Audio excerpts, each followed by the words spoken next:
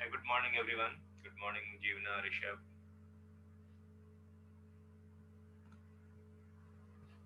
Good morning, sir. Okay, so let's start our session today. Just to first, we'll summarize what we had done yesterday. So, yesterday we saw how we can uh, run the first example of the predictive data science, that is regression, and then how we can use different models for running the regression.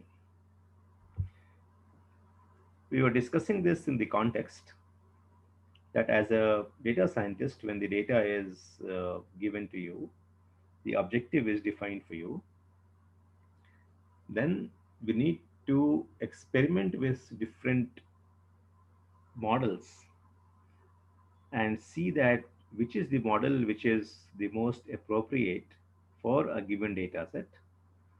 And that would be required because different models would work with different precision on different types of data.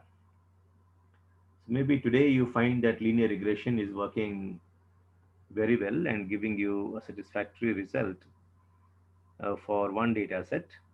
But tomorrow a new project comes in.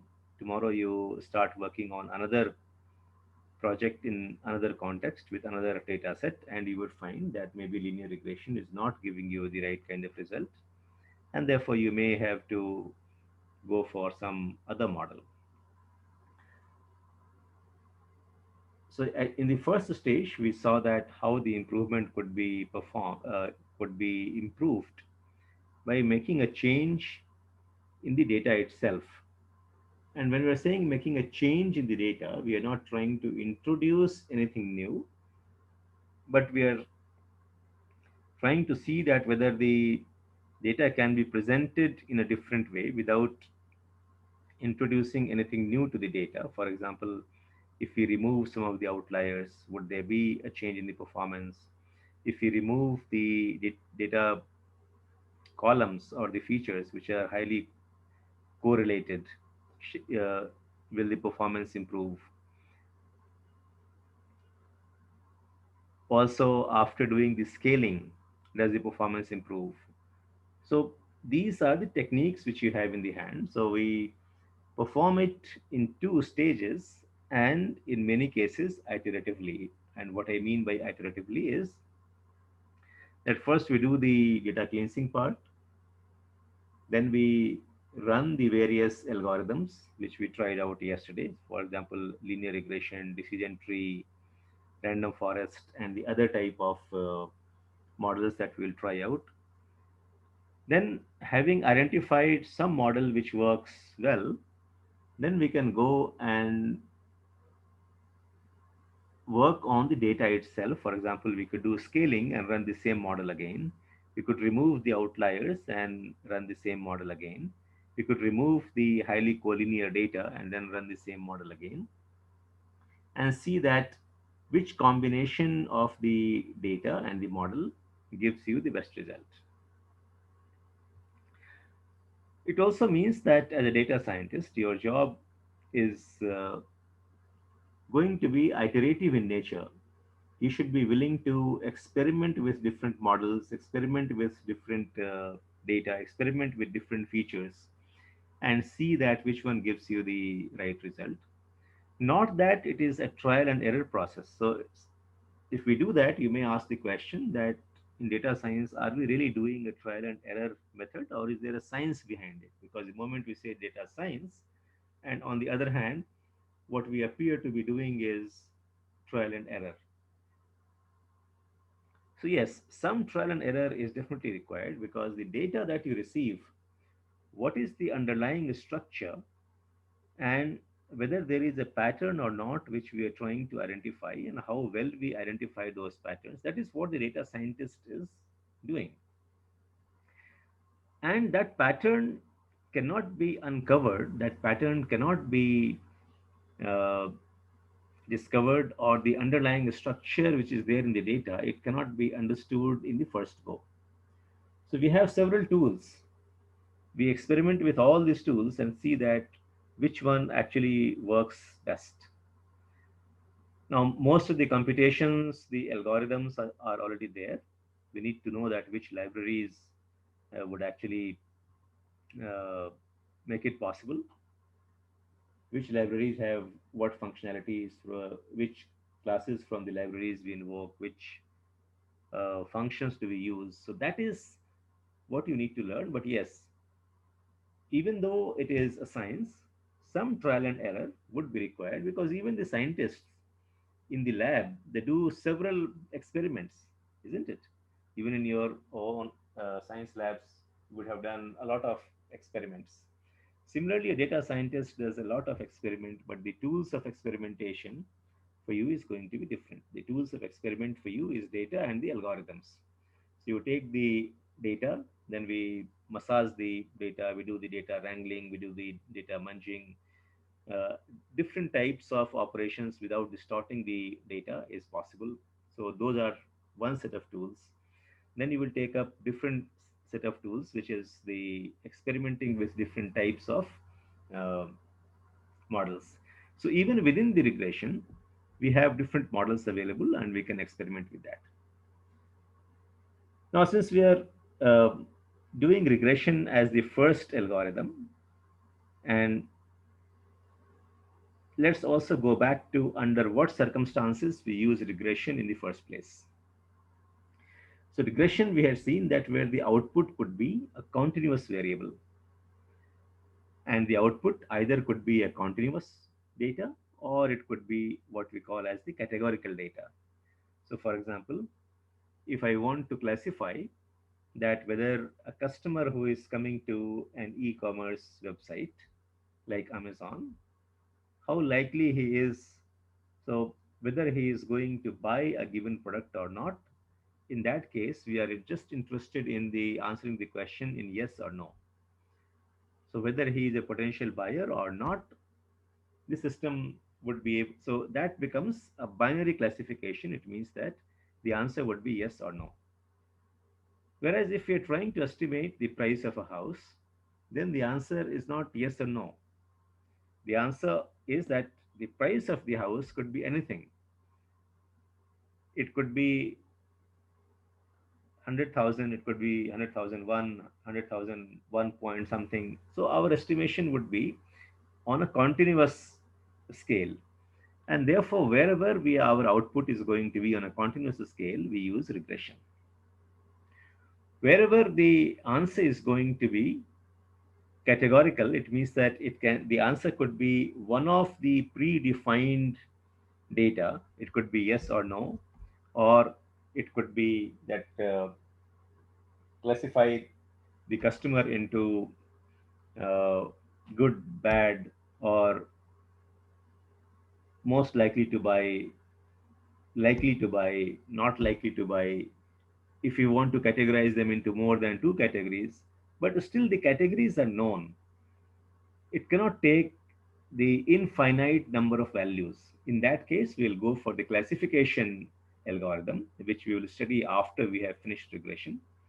And while doing regression, we are going step by step. So today, what we will explore is that if we have different types of models available, then how do we, what is the best way to experiment with them? Because we should be optimizing the code in a fashion so that we don't have to repeat writing the code again and again. So we'll see also today the process of optimizing the code and how do we experiment with different models. And then we'll also go into understanding a bit about different other models.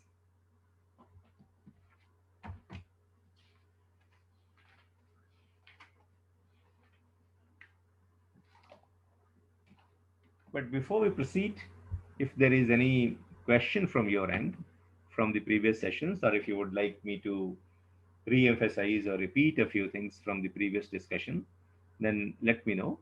We'll first cover that one, and then we will proceed with the uh, optimization of the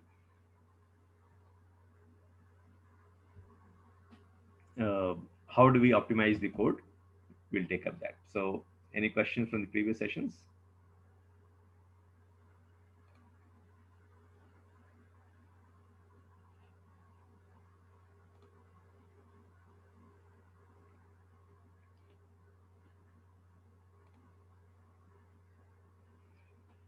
Okay, so let's go to the part which some of you are finding harder at this stage, and therefore I will spend more time on understanding the code, because as we spend more and more time with the code, you will become more comfortable with it. As I was mentioning yesterday, that it is the case with any language. Even when we started learning a new language like English, that was the case. Initially, we were very uncomfortable with the language. We were not very comfortable with the grammar or the which word to use. But gradually, all of us became comfortable in writing and reading, and so same thing applies with any computer language also. And some of these things we need to know that where to lay our emphasis on, and which ones is not that important for us to memorize, because unlike the school examinations where you are supposed to memorize things and then you have to write the exam, in real life the help is always available to you. I mean, in the real life, when we solve a problem, it's always an open book examination. It means that you always have the access to your colleagues, you have the access to the internet, you have the access to the books. So while learning the language, we also need to see that where I can quickly resort to finding the answer from the internet or the book, and which are the things that I need to know. The idea is here to find out a good solution and not really testing the memory. So as we have discussed even in the earlier cases, that what we are more concerned about is learning by machine and learning by ourselves, and not that much on memorization. Because over the past 15, 20 years, we have seen that you just can't have as much memory as your machine have, and therefore we can always try to find out on the internet or on the Google answer to any question. We don't really need to memorize everything. Gone are the days where we were supposed to memorize everything. Therefore, the skill which is more important today, not only in data science but in many other areas, is to be ability to find the information and apply the information. Memorization is important to a large extent, because unless we have the memory of the basic things required, we would not be able to proceed further. So, for example, we need to know that what are the key things that we are going to work with, but the exact syntax we don't need to memorize. If you memorize that, if it comes to you by from the memory, well and good. Otherwise, the systems are designed in a such a fashion that the memory is of some help, but it's not really, you don't really have to go and try to mug up each and every syntax that we are using. So first we import all the required libraries, and as you start functioning with more and more things, you will need to import more and more libraries. And libraries are the building blocks of the Python platform, because so many teams and so many units and have worked on different types of libraries which is specialized in different types of functions.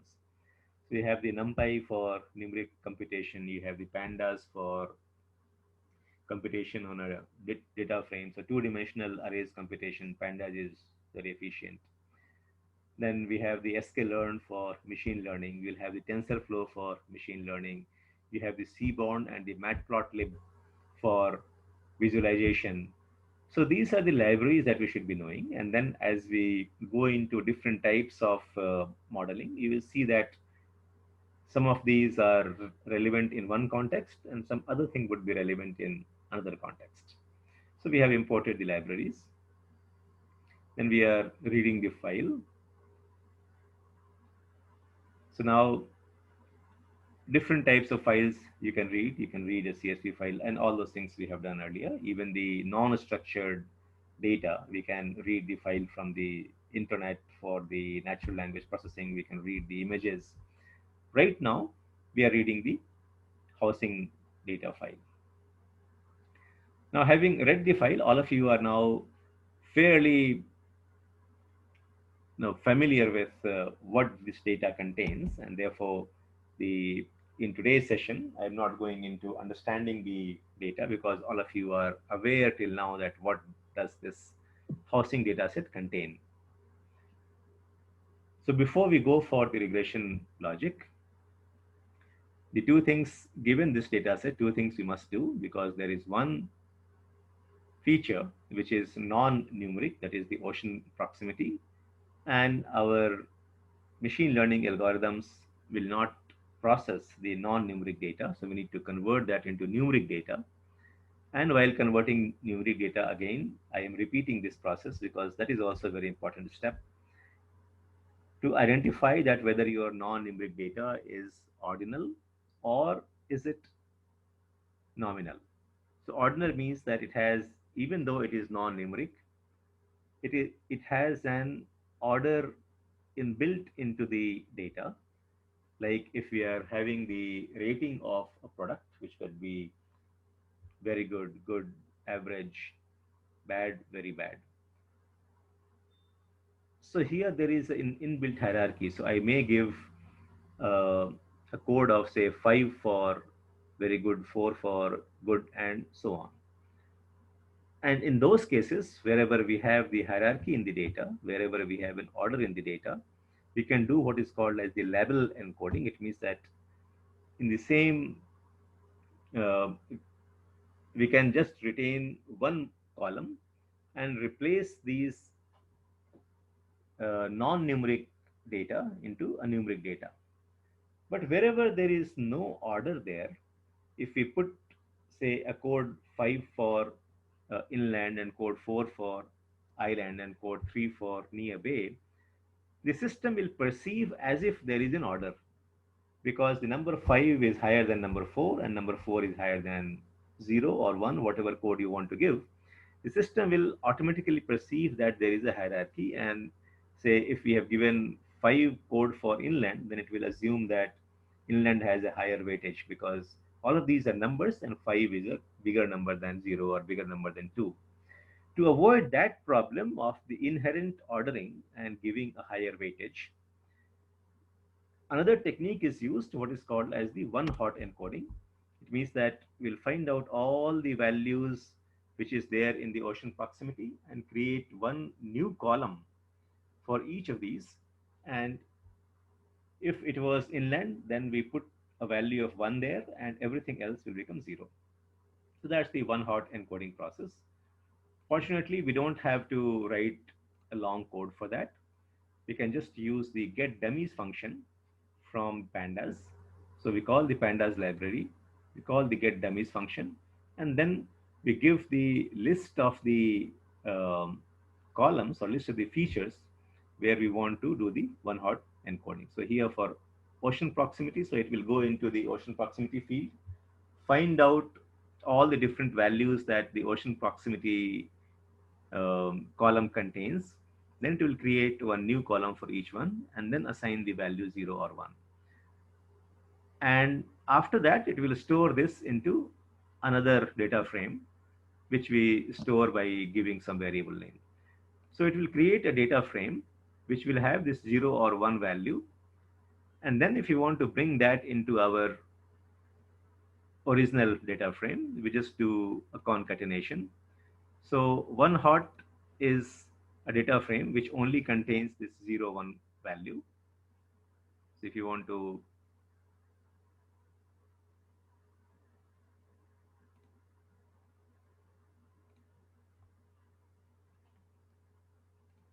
let's just see that what is this one hot containing.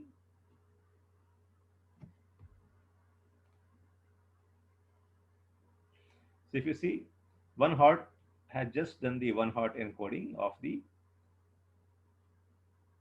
ocean proximity data field. Whatever, so here it takes creates a new column for each of the values which is contained in the ocean proximity feature, and then it has given the value of 1 or 0. So that's all one hot encoding contains. So I have got that by the dummies function, and then we concatenate that with our original data. And then we drop the ocean proximity because anyway the ocean proximity is of no use to me. I have got all the data in of the ocean proximity in my one hot file. So if I combine one hot and housing file, I'm creating a new data file which I'm calling as X. So first step was removing the non-numeric data. The second very basic minimum operation that we need to do is to tackle the issue of the data not being available, or in some cases where we have null data. So here we have seen this earlier, that total bedrooms has certain null data. The three approaches that we could follow is remove the columns, remove the rows where the data is not available, remove the entire column, and the third one, which is the most widely used and possibly the most appropriate one, is to replace the missing data with something. And that something could be the average, that something could be the median, that something could be a fixed value that you want to assign. So that is what we will do now. As we have seen that there are several ways of doing it, today we will experiment with the sklearn library. So we call the simple imputer uh, from sklearn library. And then we give the two parameters there, that what is that we want to replace. So we want to, so this missing values parameter will tell you that which is the value that I want to replace. So this could be null value. If it is a null value that we are trying to replace, we can give np.nan. If it is zero value that we are wanting to replace, because in some data sets that you will receive, the missing item will have a value of zero, or missing value may have an missing items may have a value of -1. So in that case, we can just give the value here, missing value is equal to 0 or missing value is equal to -1.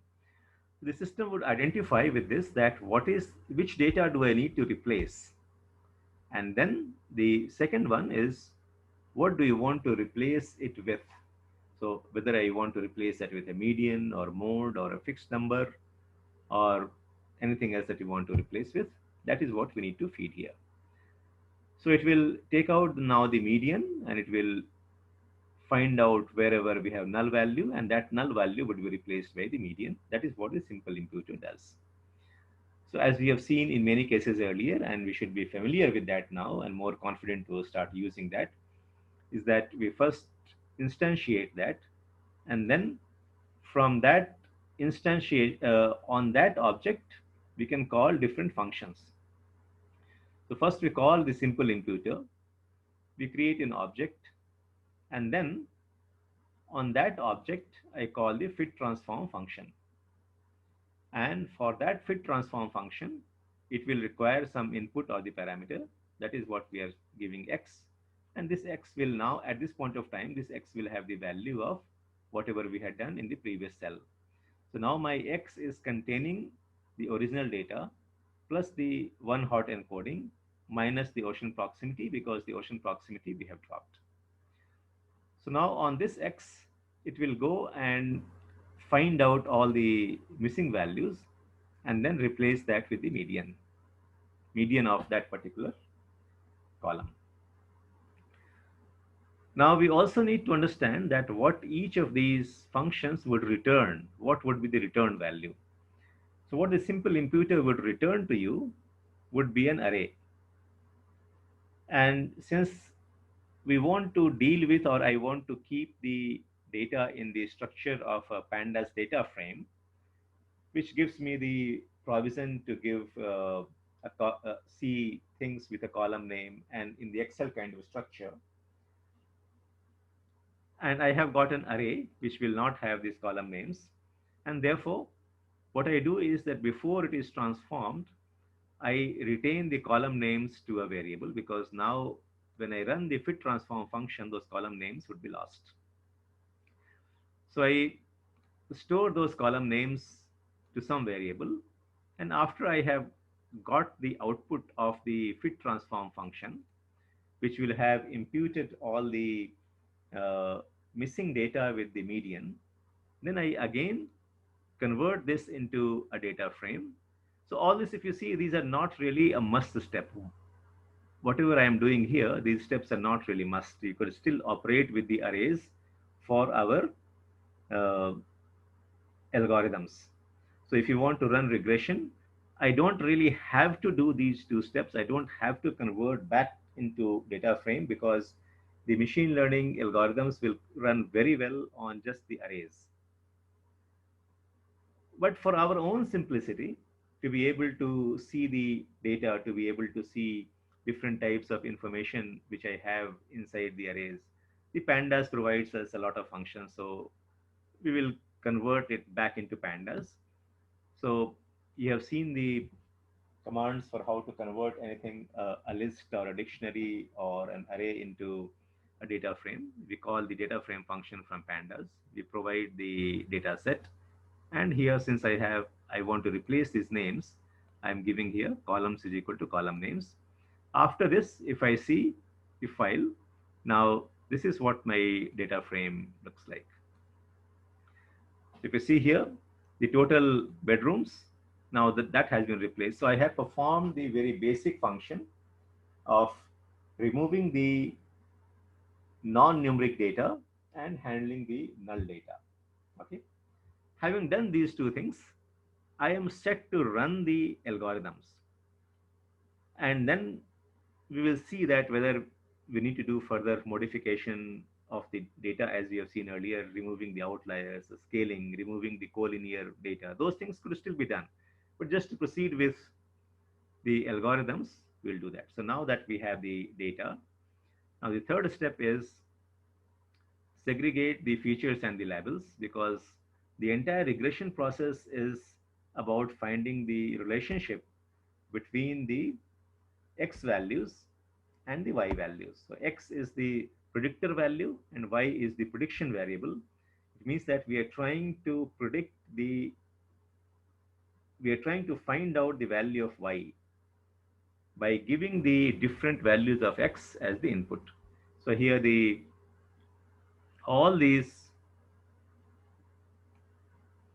elements, but for the median house value, are the features, because we will use all of these values to predict the median house value. So my median house value is what we are trying to find out.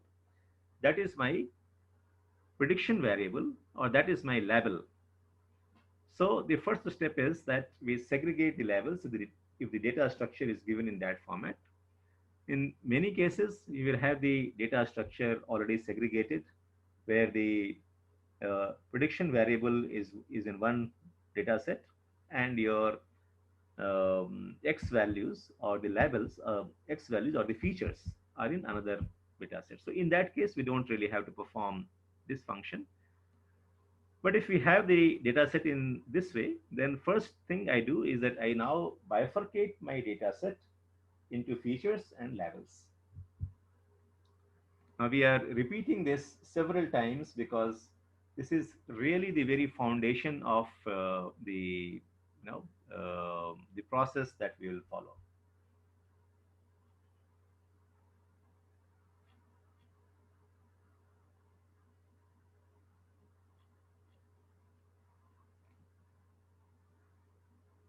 Okay.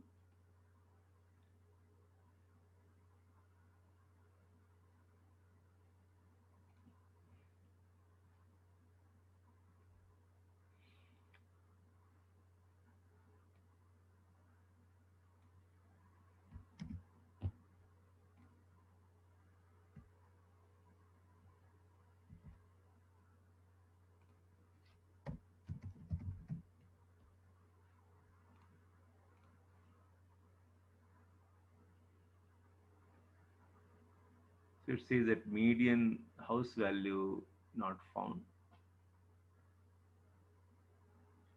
whereas we are seeing here.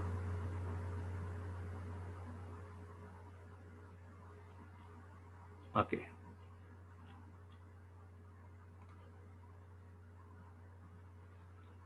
This problem you will encounter several times when you run, because what is happening here is that median house value, I think, was removed because I ran the command and then I was again trying to do that. Let's see here. Median house value is here. It should work now. Yeah. So what had happened was that I had already run this command. So the median house value was removed. Then again, I was trying to run this command. So it was showing that median house value does not exist. So in those cases, you should go back and run those commands again, because the value of x that we have, it had already dropped the median house value. So if I run this once, now that median house value is already removed. So if I see the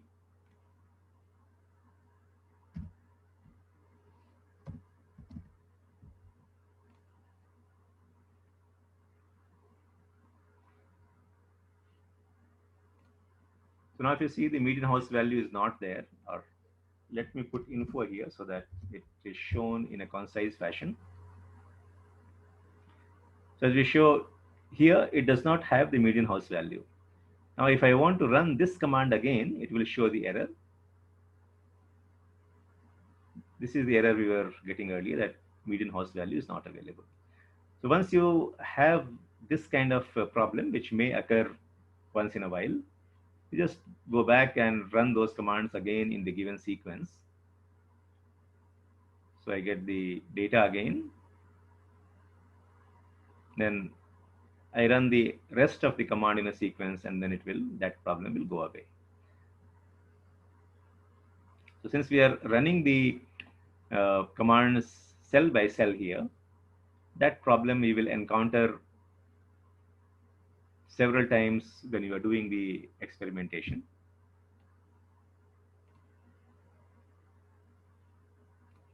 Okay.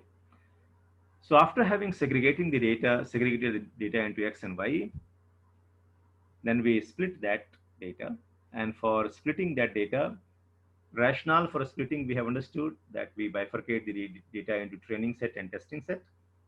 During the training process, we don't want to expose the testing data, otherwise the system tends to memorize things.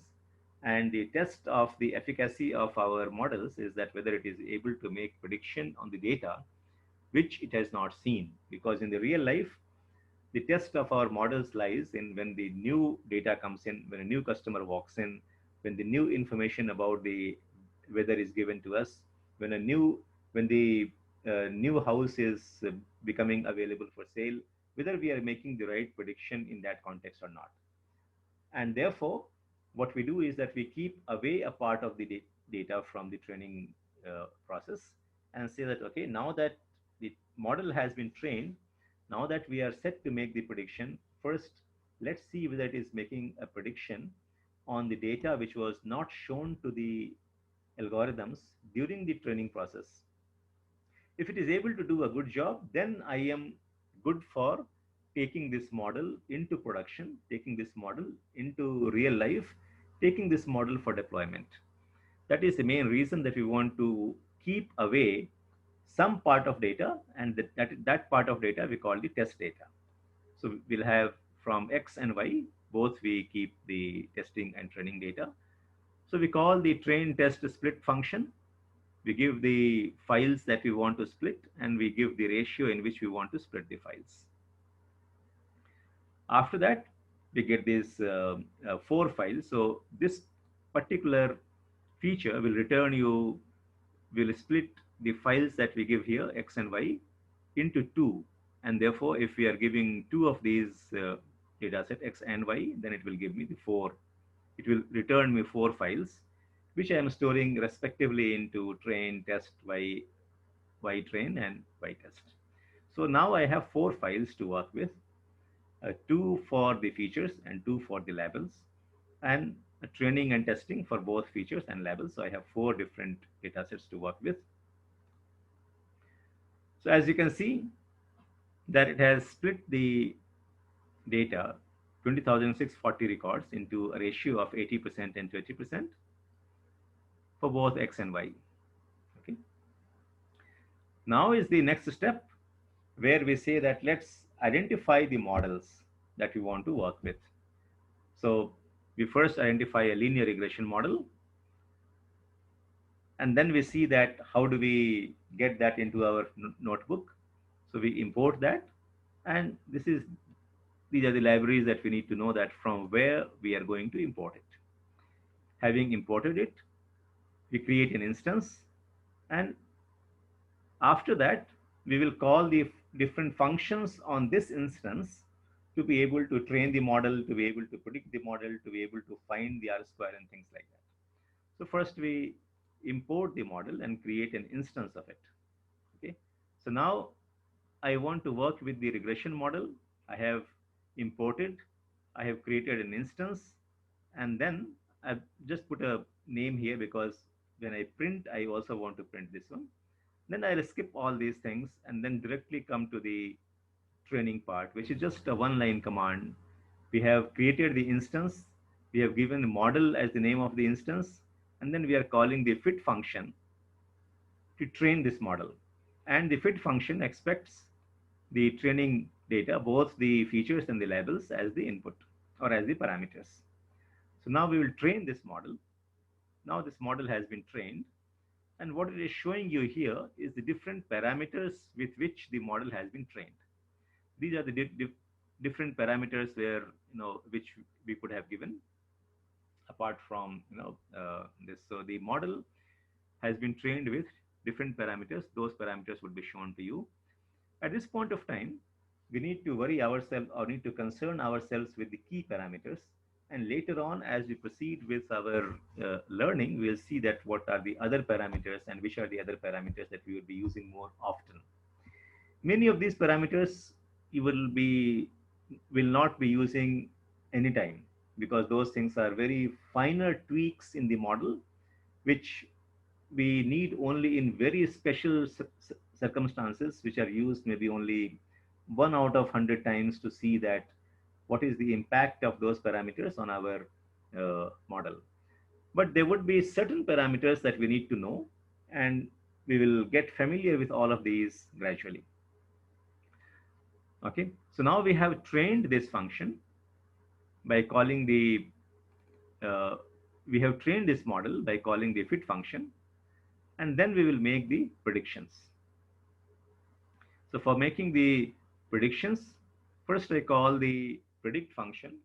So model is the name of the instance that we had created for our linear regression. On that model, we call the predict function, and we want to predict the values on the test data.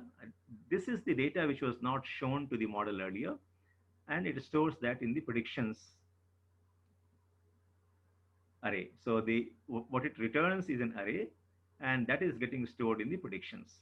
So we had seen this even earlier, that if you want to see what does this predictions contain,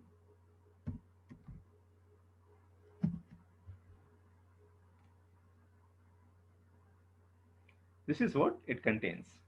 So it gives me the value of the house. Okay, so whatever is the X test that we have given, it will take the first record and it is giving me the value for that house.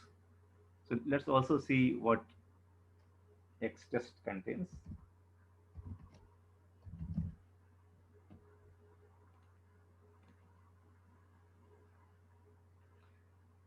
If you see, the first record in X test is having certain values for each of the features, so latitude, longitude, and so on. For this particular record, which is the record number 9615, the predicted value for the house is 38,000. This is what the predictions is containing. Okay, and similarly for the second, third, fourth, it is going, and this dot dot dot means that there are several other numbers, but it is showing you only the first three and the last three of that array. Okay, so I have got the predictions. So I trained the model, and in the training process, what is happening? In the training process, what is happening is that all the parameters which will go into making the prediction are getting predicted or are getting optimized. So what the fit function has done is that it has now assigned the weightages which I need to give to each of these features like longitude, latitude.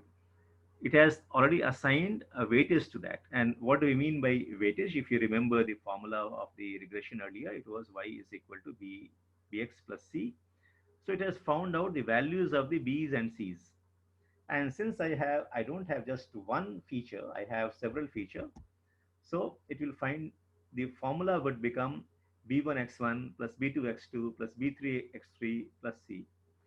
So during the fit process or during the optimization process, during the training process, what the system has done is that it has found the, if uh, longitude, say in our equation, is equivalent to x1, latitude is x2, it has found a b1 value or the multiplier for longitude, a weight for longitude, a weight for latitude, and so on.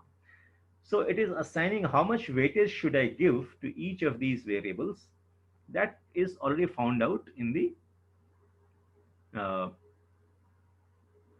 training process. Okay. Now, having found out those weightages, I can make the prediction for any value or any data which is given to me about the house. And that's what these predictions contain. Now I have the prediction and I have also the actual value. So I can find out the R square, I can find out the RMSE. So these are the two things that we'll find out, which is the most relevant ones for assessing the performance of a regression model. So we find the R square here.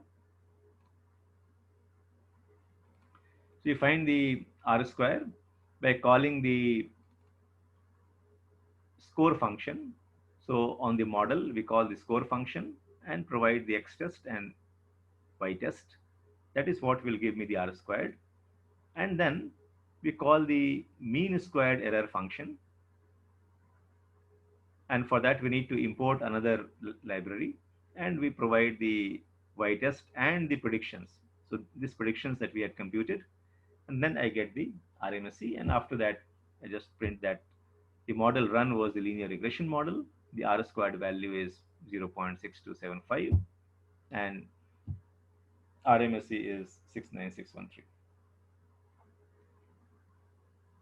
Okay.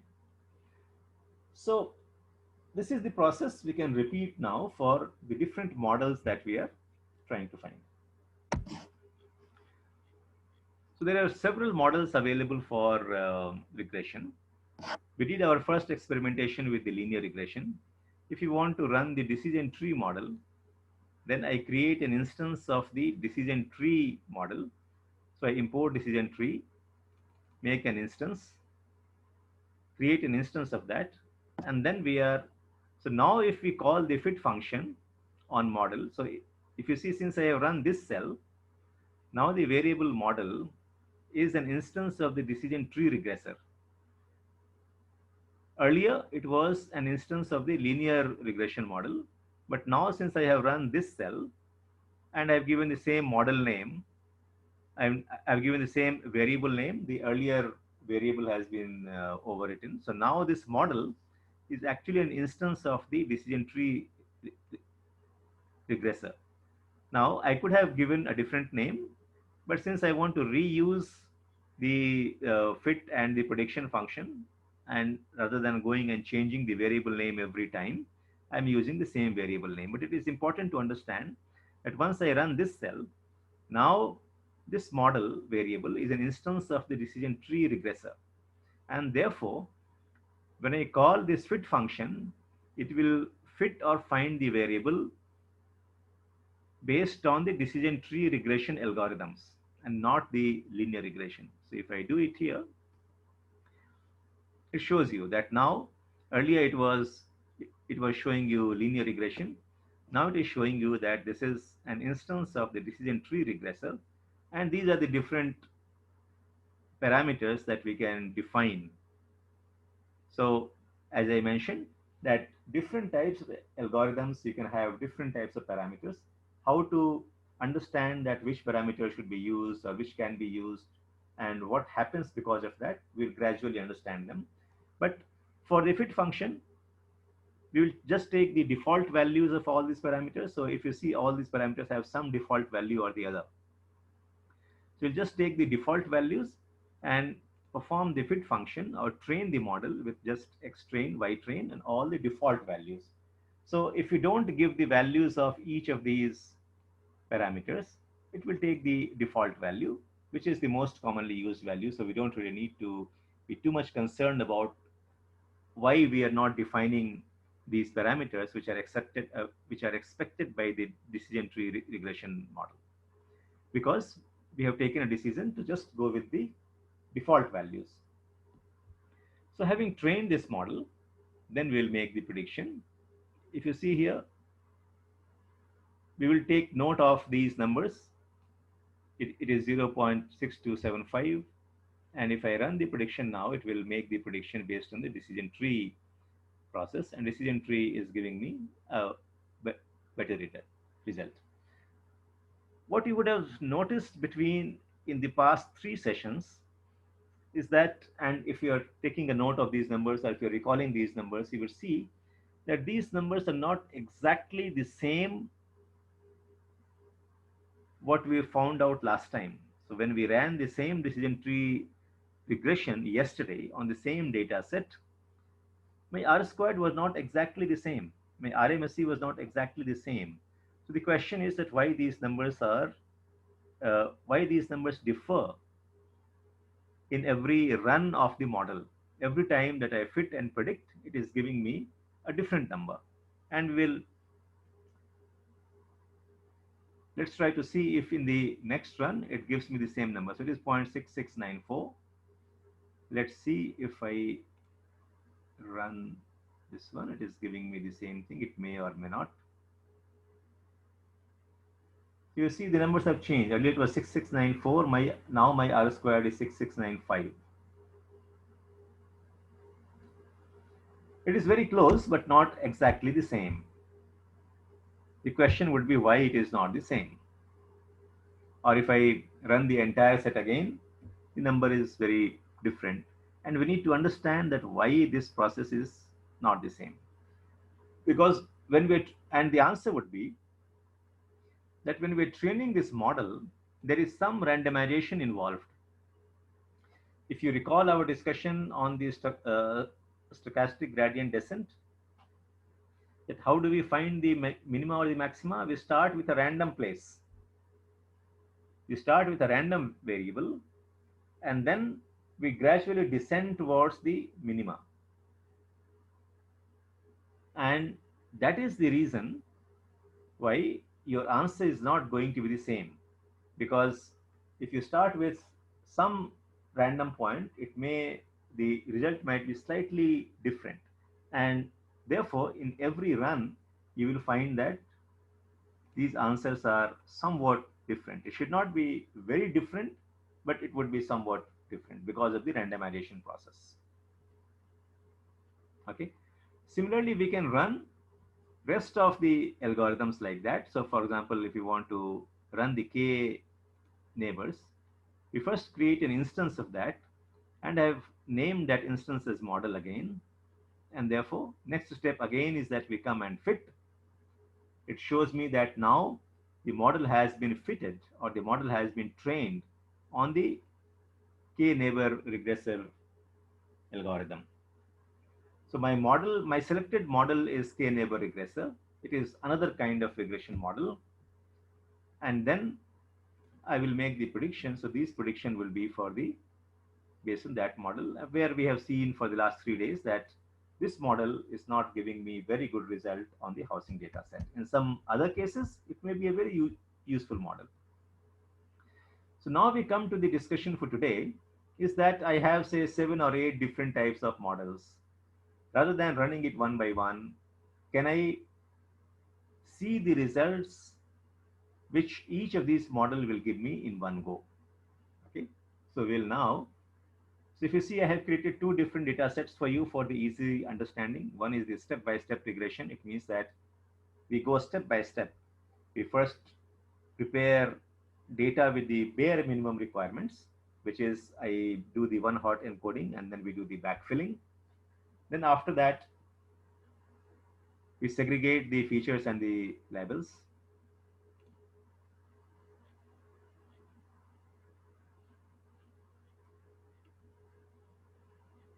So after filling data, we segregate features and labels. Then we split the data into train and test. After that, I have 4 different files. After that, I select one given model, create an instance, and then after having created the instance, then we call the fit function on that instance. I provide the training data to the fit function, and then I train the model, and then I make the predictions on the model. And for making the prediction, I call the predict function, and I provide the test data as the parameter. So it makes the prediction on the test data, which I was not seen by the model during the training process. Then I find the R squared, then I find the RMSE. This is the process. So that's the step-by-step regression. Now what we will do is that if you want to reuse these functions, then we have to convert them into functions and classes. So we'll first start with converting these things into a function, and then in the next session we'll see that how it could be put into a single class, and then it becomes so much easier for us to use. The same process, first we import all the libraries. I am suppressing the warnings here, which, for example, these are the things which are appearing as some warnings. Maybe it's warning about different things, but since we will run the, I don't want these warnings to be seen when I run the code. So I am suppressing these warnings, which can be done by warnings.simple filter, and then we say action is equal to ignore. Then again, we read this data into, since this is a new notebook, I need to do this process again, because every variable or every import is specific to that particular notebook.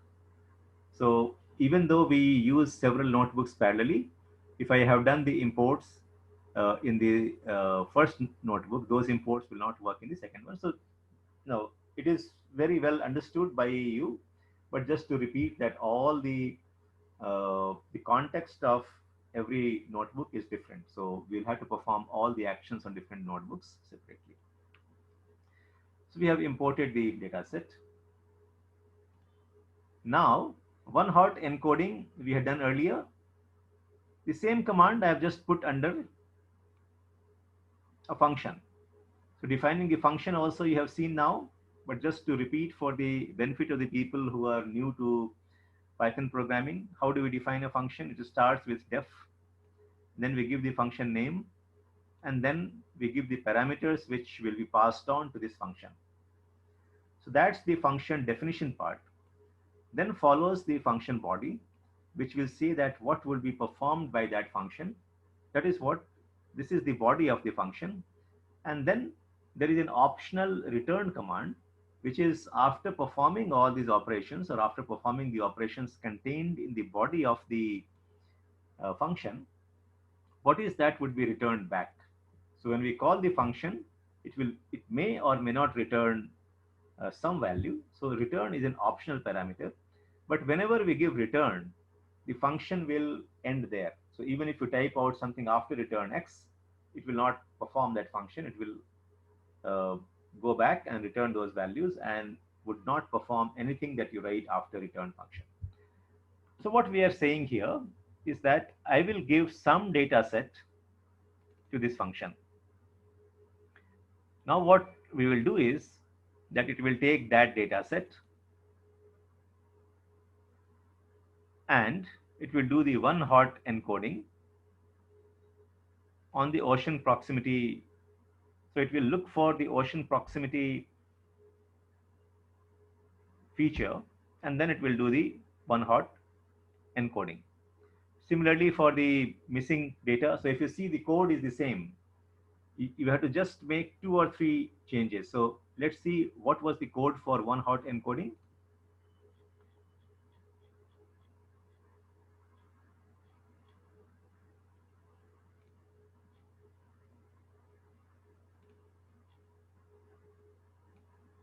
We'll copy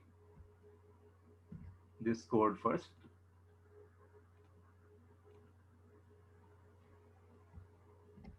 So I have copied the code side by side for you to see that how do we convert a piece of code which is working into a function. So this was the code which we had experimented with, or which we had used in the previous data set. Now I want to convert this code into a function. So what do I do? The first thing is to define a function. So I give a def and then I give a name. So I'm just giving it a different name, one hot one. And then now here we have defined the x, but here we'll have to provide that data set. So I'm giving some, it can be any variable name.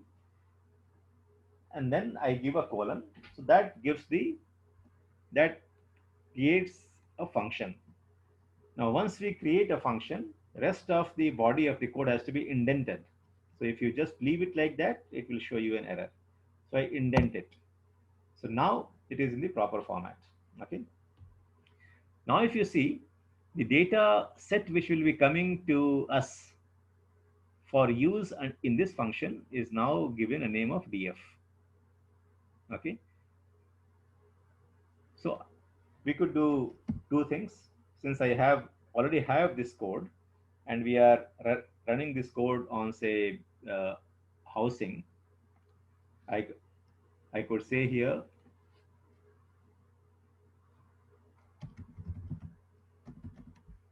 housing is equal to df. In that case, I don't have to make any change in the subsequent lines because then this command will run with the housing data set. I mean, because the housing has been given a name of df. So whatever data set will receive will be given a name of df, or that will be bound to a variable name df because that is the name we have given here. Now either I can work with the variable name df for the data set that we have received, or I can assign that to something else. So if I assign that to something else, I don't have to make any change here. Now the question would be that we already have housing data set. Will it overwrite? So the answer would be no, because this housing is whatever variables that we use inside the function will be local to that particular function. So if we have used housing as a variable outside that function, that would not be affected. The housing will be a local variable here. So just to remove the confusion with this one, we'll work with df. So what we'll do here, that now we want to run this operation on df, and therefore we'll replace that with df. And after that, I don't have, maybe here also we are using housing. So here also we have to replace with df. And then it will work. And in the end, I have to, so since I don't want to use this x info, I will add the return function. And what do I want to return? I want to return this x. So that's how my function is created. So whatever we have done in the previous one, I am putting that into a separate function so that I can call those functions repetitively. I don't have to come and click on that cell again and again. That's how this function was created. So the process in the real life also would be more or less like the same. You will experiment with some piece of code, and if you're going to use that code repetitively, then you should convert that into a function. And in some cases, you would like to put that function inside a class. Okay. So I hope you are now confident with how we can, after having tested a particular set of code, we put that into a function so that I can call them from anywhere. I don't have to come and run that cell again. I can call that from anywhere. So I have performed this similar thing for backfilling the data. I performed a similar thing for segregating the feature and label, because every time that I want to call, these steps might have to be repeated. Same thing for segregating the training and testing. And now we come to the experimenting with different data elements. Okay. So since we have already run the split function, I can remove it from here. So now I define another function to which I have given the name of get score and RMSE. So score is the internal name for the R square. As you have seen that we call the score function to get the R square value. So I define another function to which I get the name of get score and RMSE, and we will get the score and RMSE using different types of models. And what do I provide as parameters to this function? All the X train, Y train, X test and Y test. And I am passing on a regressor code. It means that I'll pass a code and then it will say that depending upon that code, it will choose the model which I want to run. So now if you see in the step-by-step process, whatever the models that we had run defined here. So for example, linear regression model, decision tree model. Now I bring all of these things inside a single function and say that depending upon which model do I want to run, it will select that model and do the predictions. So here I say that if the regressor code is equal to 1, then import linear model and then run the linear regression. Okay. So what do I do here? It's as simple as maybe I'll show you. We can take this code from here, copy this, and let me put in a separate line, and after that we'll show you that how these are the same. So now I put a condition that if I want to run only the linear regression model, I'll pass the regressor code as 1. And then we say that if regressor code is 1, then from sklearn, so that it's just the same, we'll replace this here. Okay. So I import, and then I give, after that, we are creating an instance and I'm giving a name to the model. So here I'm using the variable learning model or LM rather than model, which is actually, I could call that ABC or XYZ, does not really matter. But the process is again here that if the regressor code is 1, then I use linear regression model. And for using the linear regression model, I first do an import. Then I create the instance. Then I give it a name. So giving the name is actually an optional thing. We don't have to. Okay. And the same thing I do with every other model. If I say that regressor code is equal to 2, then use decision tree. If it is 3, then use k neighbor. If it is 4, then use random forest, and so on and so forth. So we are going to experiment with 7 different models. Now, why we are now having created the instance, the next one is a common process. Whether I use model A or B or C, so that common process I put outside the if or at par with the if condition. So I train that model. So here the instance name of the model is LM. So I put that instance name. Then I call the fit function. Then I give them the X train and Y train. And this X train and Y train has come to this model when we had called this model. So X train, Y train are the variables which this model would accept. So I'm using the same names here.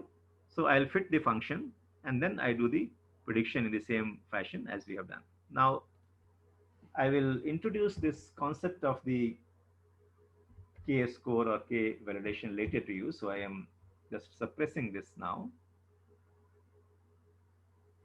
Okay. And then we are doing the same things, and here I'll suppress this part. Otherwise it will show an error because we're not computing. Okay. So now I have created a function where I can call any of these models, the first one or the second one, all of these, and I would be able to get the result accordingly. Okay. Now everything is in the function form. Now, so if I want to run this, let me introduce one more line of code.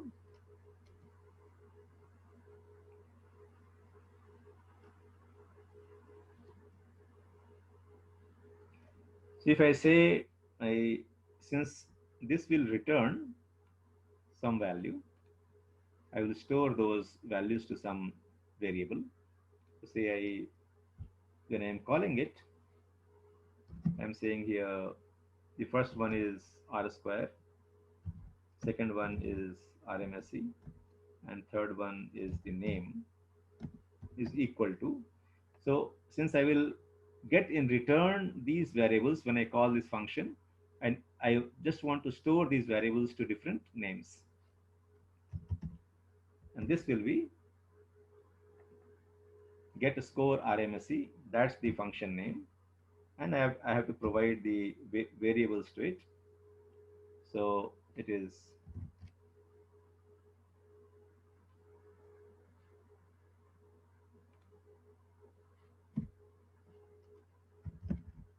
xtrain, xtest, and you have to give this in the same order. So if you change this order, so the first one has to be xtrain, the second one has to be, if you change this order, it will not. Now suppose I want to call the fourth function or the fourth uh, algorithm, which is the random forest. So I can get all of these. So random forest will takes longer. So let's see this. Okay.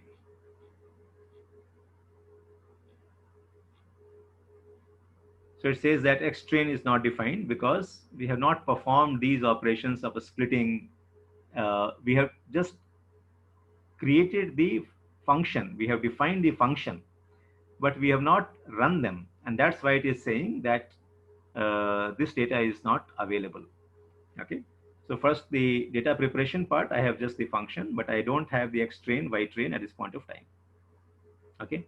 So if you see, what I can do is that the previous steps that we have, I again call these functions. So if you see in the next piece of code, what I have done is that I have created a new function called run model. Or first, let me show to you that how we will do that.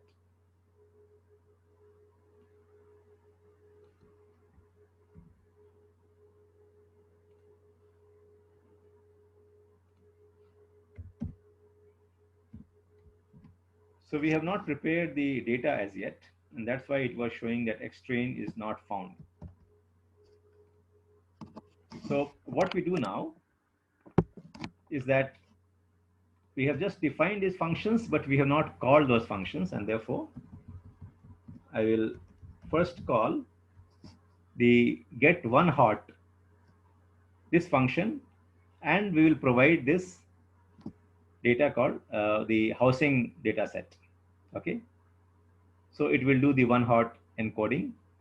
Now, as you have seen that it returns the data set X. So if I do one hot encoding, it is returning X. Now I'm storing that whatever value is returned to another variable called df.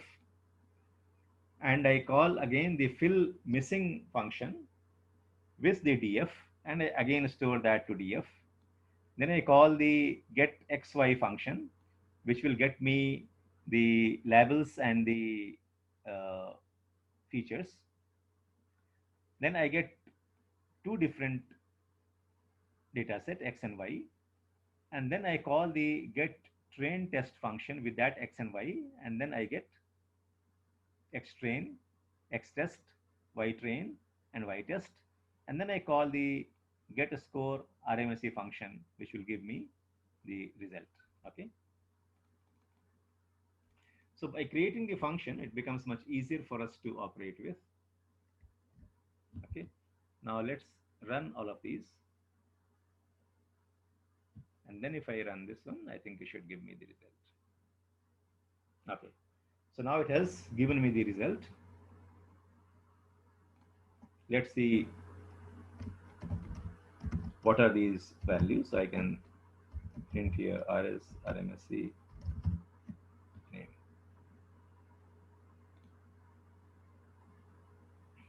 So these are the values which I got. Now the easy part is that now if I want to see that what is the value given by the decision tree regression, the only thing that I need to do is just go and change this to 2. And then if I run this, and then I print this, then it is giving me the result of the decision tree regression, where the R score or the R squared is 0.63, RMSE is 68,000, and if I want to run, say,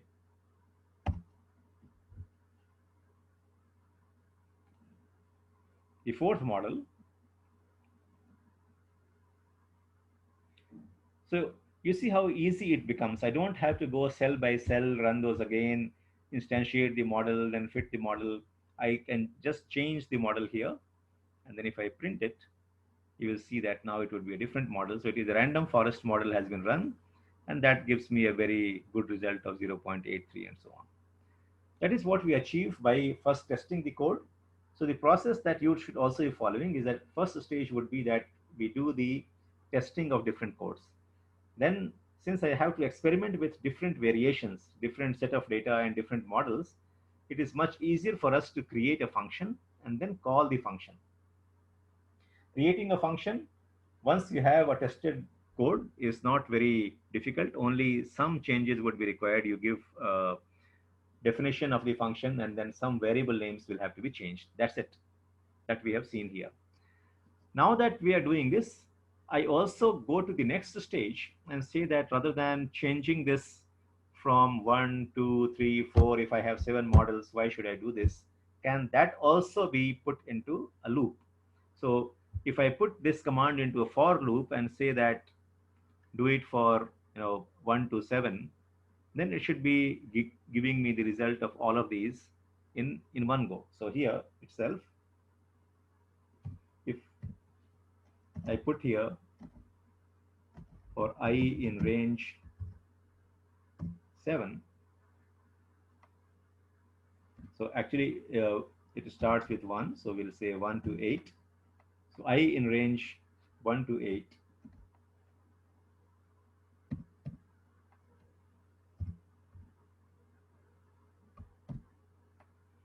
and we'll put, rather than putting 4 here, I'll put here I. Okay, and since also I want to print this,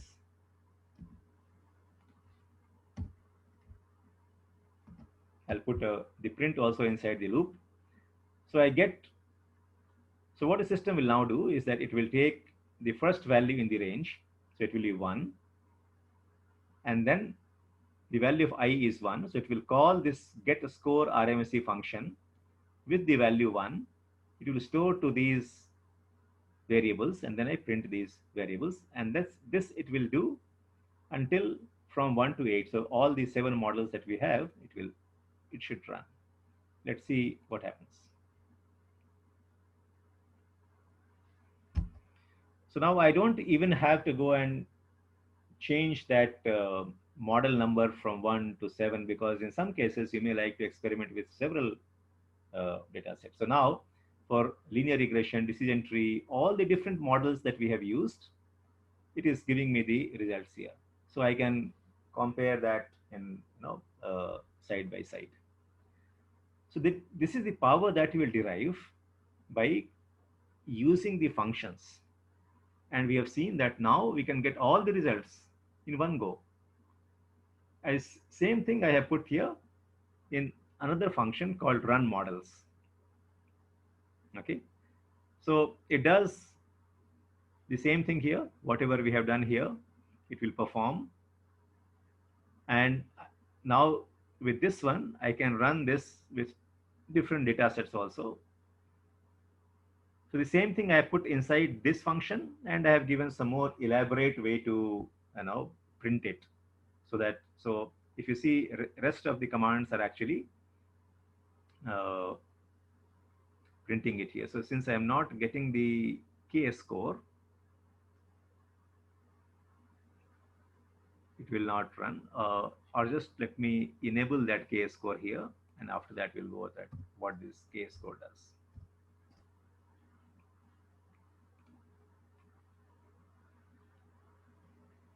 Okay. So now I do the same thing what I've shown here in the for function.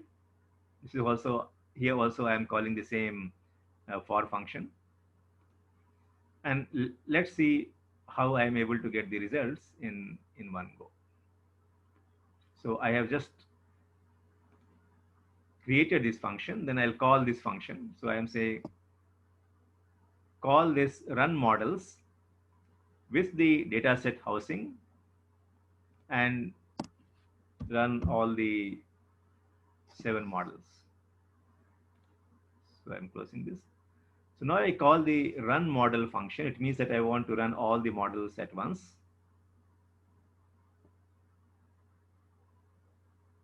Okay, so in the return parameter, if you see, I had disabled this one. So I will go back and enable this one. Whenever you make a change in the function, you will have to run that cell so that that function gets reinitialized.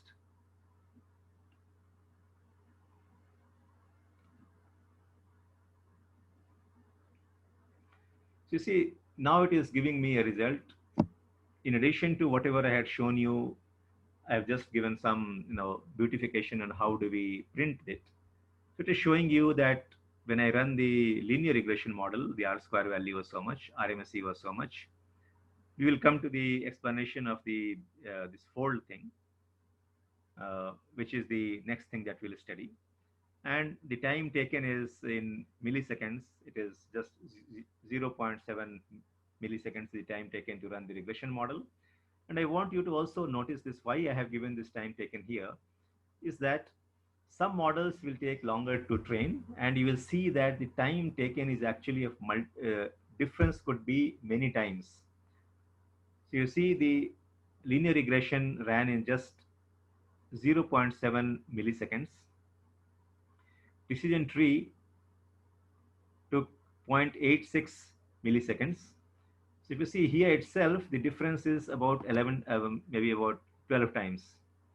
So decision tree model is taking 12 times more than the linear regression model. Now, since our data set is small, it does not really matter much. But if your data set is larger, this 10 times difference could be a substantial difference.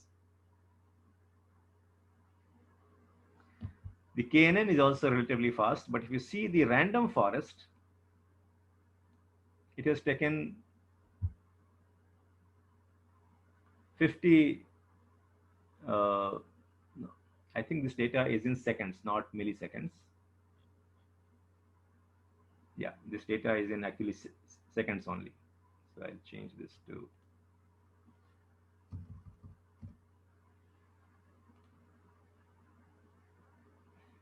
So I'll not run that again, just read that as seconds. So the first one took 0.7 seconds. Second one took 0.86 seconds. But when we come to the random forest, it took 50 seconds. Now, but its result is also very good. It gives me the best result, but the computation is actually taking longer time. Okay. So that is the trade-off I was talking about. So if you see, performance is good, but the time taken is much longer. So that is how the second part, which I wanted to show, is that how you can, after having experimented with the model, experimented with code, now I want to see how do I optimize the code itself so that I can extend the experimentation very easily. I want to experiment with different types of models and see that what the result comes as. Now, what I do is that the second part we have talked about is that this result you may have to present to your management, or you may have to present to your customer. So, results of all of these now I have stored into a data frame. So now I can do different types of operations on that data frame. So I have stored that result into a dictionary, and now I can see this, that linear regression, R squared, all that comes in a tabular form. Now this is what I need to show it to them. And if I want to convert it into a graph, then I draw a bar graph, and then I can show that for different types of regressions that we have run, this is the R squared value that we achieve, and this is the RMSE value that we achieve for different types of regression that we have. So now you see we are combining the things that we had learned earlier. In the Python classes, we learned how to create a function, how to create a class, how to write the for loops. Now we are seeing that when we are coming to the actual machine learning or the actual predictive data science, how we can use the same concepts to enhance our productivity. So we use the functions, then we use the our knowledge of creating a regression algorithm, then getting the results of those algorithms, and then we are using the data visualization for presenting that. So that completes the life cycle of a data scientist or data science project. So it's not just taking the data and manipulating the data, no. So again, going through the steps once again, as data scientists, the first thing is that you need to understand the objective, why you are taking up a project. And to understand that, you need to have a dialogue with the customer, you need to have a dialogue with your domain experts, with your project manager, to see that who is going to be the audience, what is that we are going to find out, what is the importance of how sensitive that data is. So we took the example of that, if it is for, say, detecting a flu versus detecting a cancer, the precision levels of my prediction has to be very, very different. So you need to understand the context. Having understood the context, then you will see that where the data is going to come from.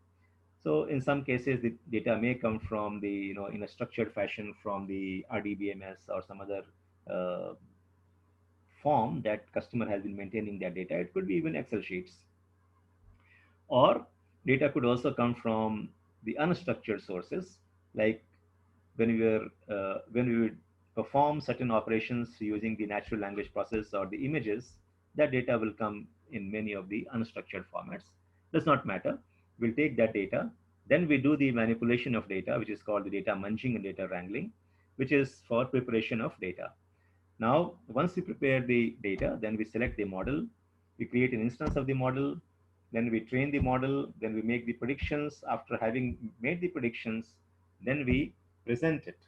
So some of these things you may have to save, as a Excel file, or you may have to save, as an image, and then use that in your presentation, PPTs, and so on. So as we have seen, that don't undermine this part of it. Presentation of data or data visualization is a very important part of the data scientist life cycle. So if this assignment was given to us, that here is the data set, and you need to come out with a model where we would be able to use this model for predicting price of a house, because I am into a real estate business. Both buyers and sellers are my customer, and therefore, once they come and give me the description of a house, I should be able to guide them as to what the ideal price of a house should be. Now, after having run so many models, now we see that this random forest is giving me a reasonably good result. It is giving me an accuracy of more than 80%. It means that I will be very close to the actual estimation. I can always tell the customer that, see, in my view, the price of the house that you are talking about is should be around 300,000, maybe plus minus, no, some variation, because anyway, the actual price at which the deal would be done depends upon many other factors, the negotiation that the buyer and seller would have, and many other factors. So what we are supposed to give to the customer is a close approximation of the value of the house. It need not be that the deal would happen, that deal would happen exactly the same price. And therefore, if my accuracy is, if my R square is 80%, I should be fairly confident that this is the price around which the actual deal would happen. And therefore, I would go and present to my customer that, see, I have experimented with different models of predicting the price of a house. You can see the results here. I have used 7 different models. I have done the different operations on the data. I have removed the outliers, although in this exercise we have not done that, but we have seen that earlier. So, so uh, we will present the findings to them. We'll present the findings to them saying that we found that wherever the houses, the price of a house which you have given to me for the past transaction, if the price of the house is less than 100,000, then it's not really fitting into the model. So be aware of the fact that if the, if the price, if you're dealing in the low house prices, my model may not really work well. That was one of the findings from the previous classes. We'll present that finding and then say that if you keep aside the low priced houses, my model is really working reasonably well. I have experimented with so many models and we recommend that we go with the random forest model. Okay. Now, another question that you will have to answer, that random forest model is actually taking much longer to predict. But the scenario here is that I don't really have to be worried about getting the result in a fraction of the second. Even if it is taking 1 minute, so what? I can afford to do that. So if the customer is giving me the all the information about the house, if my model is taking a bit longer to predict, and longer means it's not taking half an hour, it's taking only a few seconds. But this process would be very different. Suppose if this was not about the predicting the price of the house, if this was giving a recommendation to the customer when he is using your app. Now, if your recommendation system takes 1 minute to make a prediction, you can rest assured that your customer is not going to wait on the same screen on the app for a minute, because nowadays the users, they, do, they don't, just don't have the patience to wait for something for 1 minute. And therefore, maybe my random forest model would be a weak model if I have to give a recommendation to the customer when he's using my app. So if if he has bought something and if I want to give another recommendation to him, my random forest model may not be that good. So I need to look for something which works very fast. Okay. So these are the considerations that we'll have to do. Then we will present the this data that, see, while I was training, this is taking so much time to train. So every time that you bring me new data, it will take so much time to train the model. Then the customer would ask you that, okay, but random forest is taking so much time. And then you could justify that, see, in this particular business scenario, 50 seconds is something that you can bear with. But if you are dealing with e-commerce site, you will come back to them and say that, no, random forest is something maybe I will not recommend. But just be aware of the fact that this time is the training time. The prediction time is actually very fast. So even in the random forest, once I have trained the model, the predictions would come very fast. So the question is more about training than actually making the prediction. So with that, your one project would be over. That I have taken the data, I have done the analysis of data, I have done different operations on data to clean the data. Then I have run different regression models on my data. I have got results, I have interpreted the results, and now I have all the elements with which I can go back and present to my customer, or I can present to my uh, project manager that this is what I would like to proceed now further. That completes one life cycle of the project. Okay, so we have done that with regression. There are a few things that we'll talk about. For example, a few more modifications that we need to do, which we call as a k-fold, but today we may not be able to cover that. So on Monday, I will cover that. Apart from the training and testing, there is also a process of validation during the training process itself. And that validation is done in a K-fold by using the K-fold method. So we'll discuss that, not very critical to what we are talking about now, but you would also be expected to do the validation during the training process. That we'll discuss on Monday. So with this, you should be able to visualize now the full life cycle of a given project. And the first project that we had chosen was the housing price project. What I will do is that I will share with you another assignment. So the previous assignment looks like that all of you have not got the time to work on. I would urge you again that take up those assignments, work on those, because a lot of these things are, hands-on learning. If you spend more time with that, you will get more doubts. The more doubts that you get, more problems that you face, better it is, because then next time you will not face those problems. Next time you will not have those doubts. So what I will do is that I'll share with you another assignment over the weekend, which will be predicting the likelihood of diabetes given different types of parameters that we have got. So I'll share with you another data set.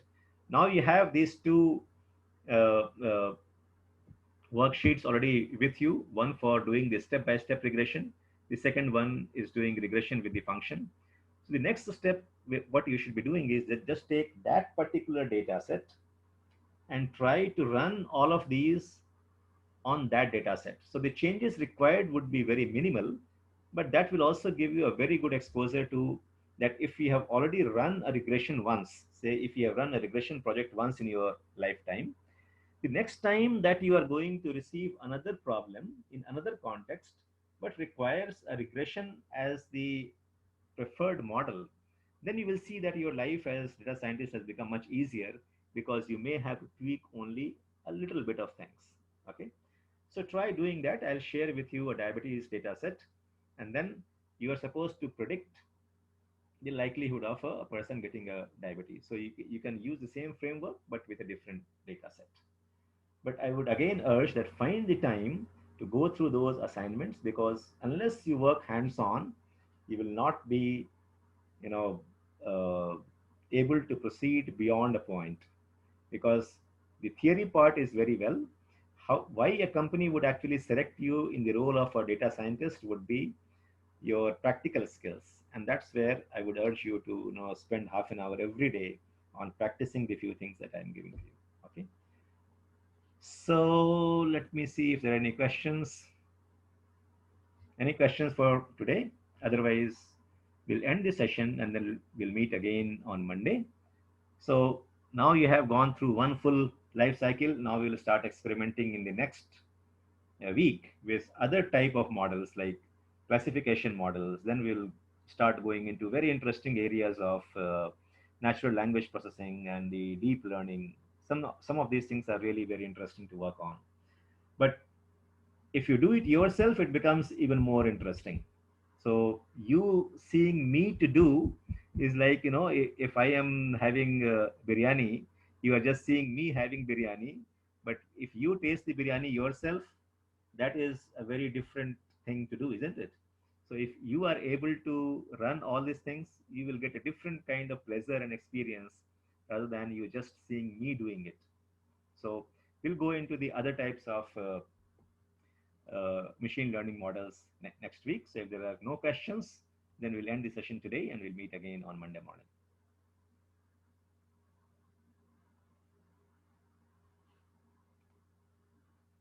Okay. Any questions?